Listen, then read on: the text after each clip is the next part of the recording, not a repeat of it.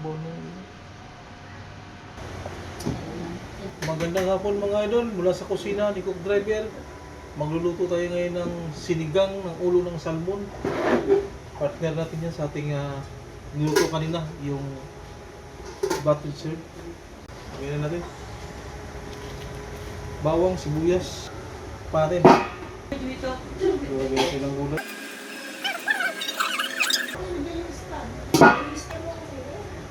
Sibo. Lagyan na natin yung ating salmon.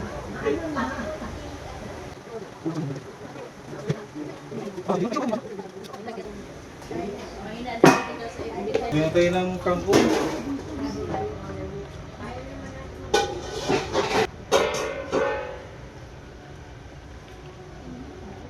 Calamansi juice, ilalagay na natin.